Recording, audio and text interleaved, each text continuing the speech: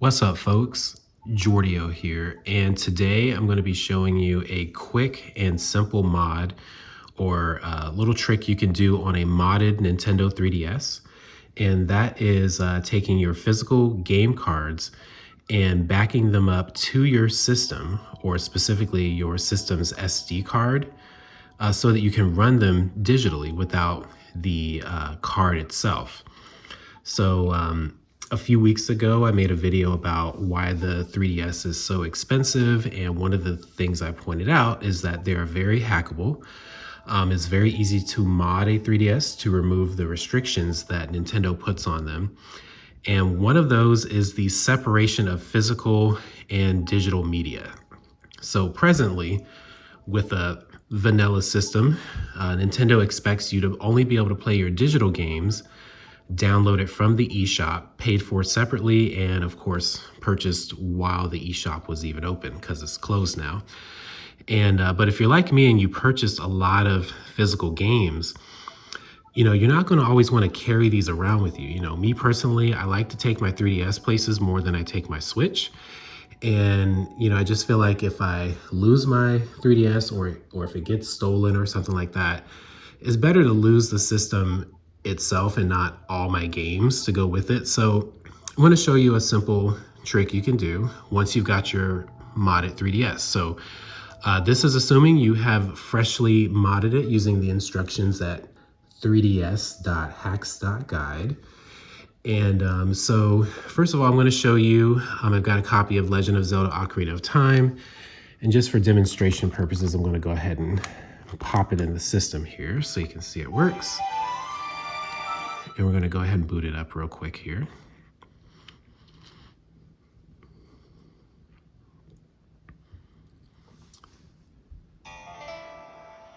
Okay. All right, and you can see my save file there. Just a quick save file I made for demonstration purposes. So right now the game is running from the card slot itself. I'm going to go ahead and close it. And you can see that when I pop it out, well, this system has a weird bug where sometimes the icon doesn't go away, but anyway, popped out the game. So what you want to do is turn off your system, and we're going to boot up God Mode 9. So God Mode 9 is a sort of file system browser, and it has a bunch of other functions, and it will be pre-installed with your 3DS if you follow the instructions at 3ds.hacks.guide. To boot up God Mode 9, you want to hold down the start button while you're turning the system on, and that should take you right into God Mode 9. Now, if you got some strange chain loader menu, that just means there's some other things in the Luma 3DS chain loader. You would just use the directional buttons to choose God Mode 9, and that should get you right over to this screen. So this is going to look a little scary for those of you that are not used to dealing with stuff that looks like retro computing stuff. But as long as you don't get too hasty with what you select and you pay attention, it's perfectly fine. So mainly what this lets you do is browse the different file systems that are available. As you can see, there's the built-in NAND or flash memory. What we're going to be looking at is the game card slot. So I'm going to go ahead and plug in the game card. And if you give it a moment, you'll see that the 0 byte here will change. So, and it shows the, what I'm assuming is the title ID there. So we can go ahead and hit A. That'll take us to this screen. So it's recommended to go down and choose the one that has trim.3ds in the title. You'll notice it's going to be slightly smaller than the limit of the cartridge. Select it. So it's highlighted, press A. You'll get to this screen here. Let me raise this up, make sure you can see it. You're going to want to choose NCSD image options. It should be highlighted there, press A. And then go down to install game image. So there's a few other things you can do here. While I'm on this screen, I'm going to point out the fact that if you wanted to, let's say you want to save a copy of the ROM to your computer or your SD card for any reason, You could also just choose copy to 0/gm/out. That's going to be a folder on your SD card. So if you wanted to back up your software to like your computer or something, you could do it that way. But right now we're going to go ahead and we're going to install this to our system. So we're going to choose install game image. So it's going to want us to unlock the NAND. Just press A and put in the sequence that it wants on screen. And just give it a moment to install to your system.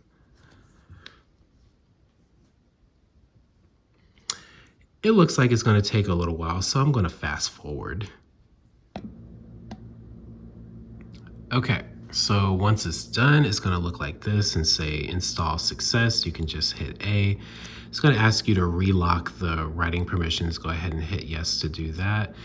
And that is it. So we can go ahead and boot back into our 3DS. And for that, we can just hit start while we're in God Mode 9 and just wait for the 3DS to reboot itself. All right, so you can see now that we're back in here, it tells us new software has been installed. And you can see we have Ocarina of Time amongst all the other games I've got, along with the physical version. So I'm gonna go ahead and take the physical version out. So you can see, got our cartridge right here. I'll set it there, and I'm gonna go ahead and run Ocarina of Time so that you can see it's running off of the SD card and not from the cartridge. Now, another reason why I'm starting the software is to point out another thing you'll have to deal with when you do this. So you'll notice that my save data is not here. The reason for that is I think all 3DS games, all 3DS games that I've dealt with, they store their save data on the cartridge itself.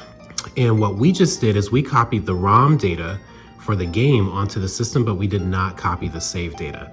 So that's worth considering, because if you're going to back up your cartridges, you're likely going to want to bring over your save files as well. So let me show you how to do that. I'm going to go ahead and exit out of the game.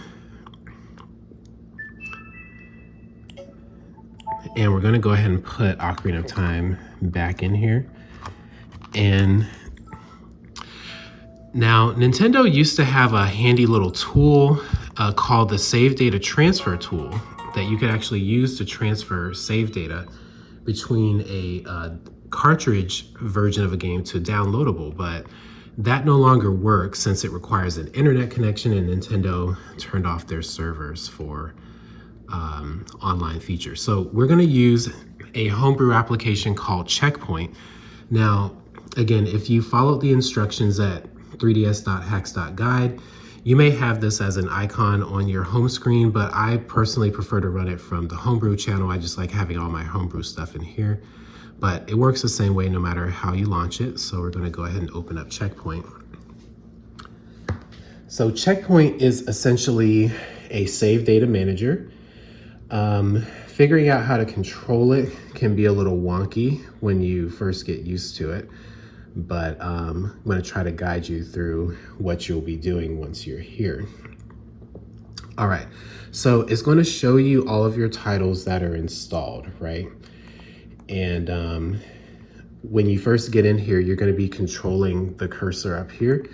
So the idea is you can see that we have two copies of Ocarina of Time. We have the SD card version. You can see right here where it says media type. I'm hoping that's still in view. Yeah. This is the SD card version, and then this is the cartridge version. So what we want to do is select the cartridge version.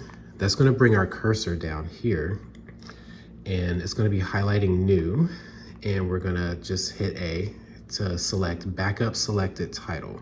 So let's hit yes. And it's going to let you give the file that you're going to create a name. It wouldn't be a bad idea to name it, but so like, for example, you can use this to back up your save data and put it on, say, your computer. if you want to restore it to another 3DS, or just in case your 3DS is broken, still have access to it. In those cases, it would be a good idea to give it a name. But for this purpose, we're just going to skip that and just hit OK and back up the selected title. All right, so the 3DS is frozen right now. It's working on it. There we go. So homebrew applications will do that sometimes. So we can see it says progress correctly saved to disk. So perfect. So once we've done that, what we want to do is we want to hit the B button to bring the cursor back up here. And let's mosey on over to the SD card version, right? So let's select it by pressing A. And our cursor is going to come down here and we'll see our little file there that we made. We're going to highlight it, and this time we're going to hit the R button to restore. And you can see it says restore selected save. So let's just hit A, and it says it successfully restored it. And that is it. So we can go ahead and exit now. Close out the homebrew stuff, and I'm going to eject my cartridge. So here we go, put it to the side, and now we're going to go ahead and relaunch our digital copy. Yeah, I don't know why this 3DS does that, but we're going to launch our digital copy of Ocarina of Time.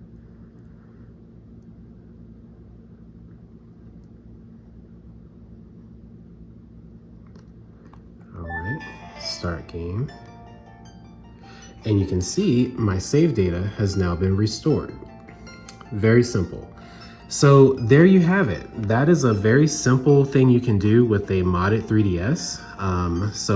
This is what I do personally. I do not carry around my game cards because they're very valuable these days, and it will be a shame to lose them. So yeah, back up your game and save data to an SD card so that you can play your games on the go without these cards. The other thing I should note is before you start this, and I probably should have said this in the beginning, you'll want to, of course, have a large enough SD card. These games can get pretty large, and if you have a pretty big collection, you're going to want to have a nice size SD card. I personally recommend 128 gigabytes. That's about the upper limit that you can do without harming the 3DS's performance too much.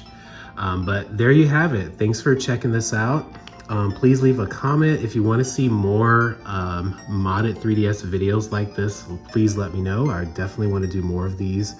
And thanks for watching, and take care, folks.